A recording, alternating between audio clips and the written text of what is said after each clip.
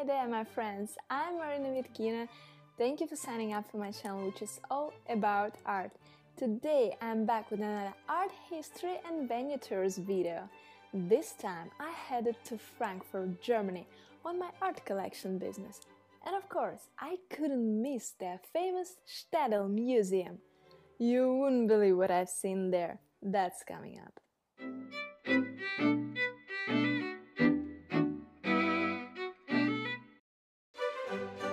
Here we are, my friends, in Frankfurt am Main, a very international Asian city on the River Main, fifth largest megapolis in Germany. Have you ever been here yourself? At least you've probably heard of their world's famous art museum, Staedel. Today we're visiting it together. Are you ready to see something usually hidden from people's eyes? Let's go! Here we are now in the very contemporary style backyard of the Stdel Museum. Well, though looks very contemporary, we are still in the oldest museum institution of the whole Germany. It is said to be found in 1815, and actually that was the last will of its founder, Johann Friedrich Staedel. Not only he was a wealthy businessman and spice merchant, he was also an avid art collector, and in his last will he decided to leave all his art collection that he amassed during all his life to the citizens of Frankfurt. Let's finally go and see what's inside the museum. Quite an original collection setup makes every visitor first and foremost see the institution's main iconic treasure, the famous portrait of Goethe, one of the unprecedented geniuses of German literature, whose texts are now forming an unquestionable part of the legacy of the whole mankind. This late 18th century painting by a renowned German master, Johann Heinrich Wilhelm Tischbein, is itself a quintessential image of that epoch, the Age of Enlightenment. Here you see a man of intelligence, enwrapped in his thought, a traveler and explorer, an active influencer on the minds of his contemporaries. This portrait wasn't initially part of the Staedel's collection. It was presented as a gift to the museum by the Baroness Rothschild in late 19th century.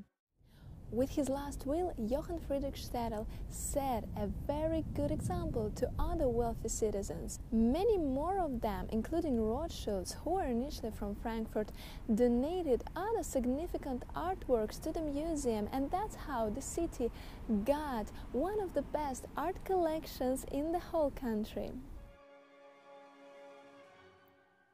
There are a few other remarkable artworks from the Siècle de Lumière, the Age of Enlightenment. But for now, let's move on and have a look at what else is there in Staedel. Of course, the best examples of Romantism style, which had a huge impact on German and European painters in the middle of the 19th century.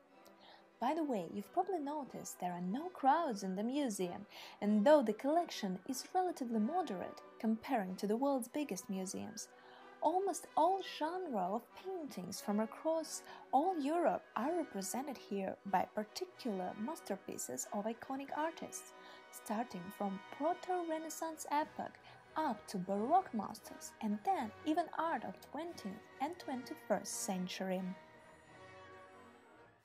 I would now direct your attention to the Staedel's collection of impressionists and modern art.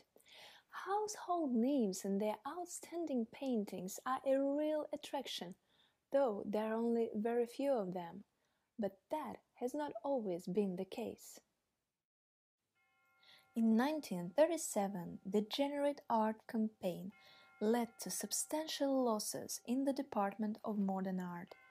In that year, 77 paintings were confiscated, and their further destiny was sometimes obscure.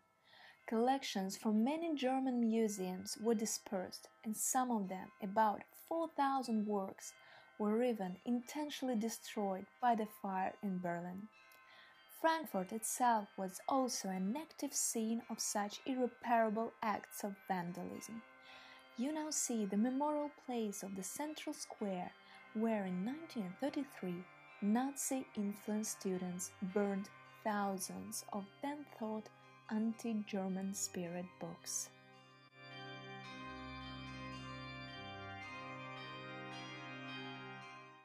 But let's now go to one of the most interesting and rare Staedel exhibition space, the one I have never previously seen on display in any other museum before. Vice versa, looking at the back of the paintings. That's how they call this particularly interesting exhibition, where they're showing and explaining the reverse sides of selected paintings from their collection, which normally remains hidden from the view of art admirers. And these flip sides of paintings are a real treasure trove for a passionate art history lover. The back sides are sometimes literally inundated with inscriptions, stickers, stamps, seals, and other traces left behind by the work's eventful history over the course of time.